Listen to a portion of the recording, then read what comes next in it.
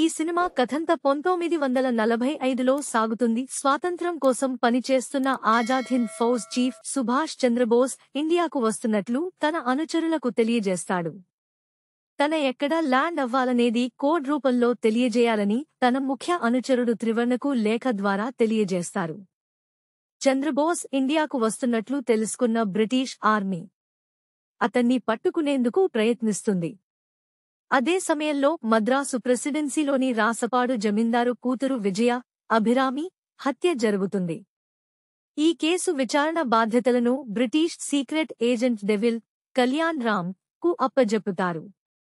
డెవిల్కి విజయ cousin నైషేద, సంయుక్త మీనన్ పై అనుమానం కలుగుతుంది. ఆమెతో ప్రేమలో పడినట్లు నటించి అసలు విషయం తెలుసుకోవాలని ప్రయత్నిస్తాడు. బోస్ను పట్టుకునే ఆపరేషన్కు ఈ కేసుతో ఉన్న సంబంధం ఏంటి?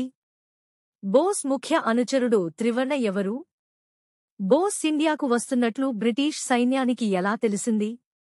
నైషేదను రహస్యంగా కలుస్తున్న వ్యక్తి ఎవరు? ఈ కథలో మాళవిక నాయర్ పాత్ర ఏంటి అనేది తెలియాలంటే సినిమా చూడాల్సిందే. ఎలా ఉందంటే, డెవిల్ కథ, కథనం రెండూ పాతవే.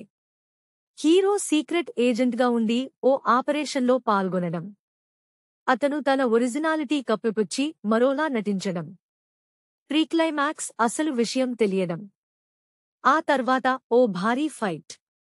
శుభం కార్డు. ఈ తరహా కథలు తెలుగులో చాలానే వచ్చాయి. డెవిల్ కథ కూడా అదే. కాకపోతే సుభాష్ చంద్రబోస్ చుట్టూ కథను నడిపించడం ఈ సినిమాకు ఉన్న ప్రత్యేకత. కథనం మాత్రం కొత్త సీసాలో పాత సారానే అన్నట్లుగా సాగుతుంది. ఊపిరి బిగపట్టుకుని చూసే సన్నివేశాలను సైతం చాలా సింపుల్గా తెరకెక్కించారు.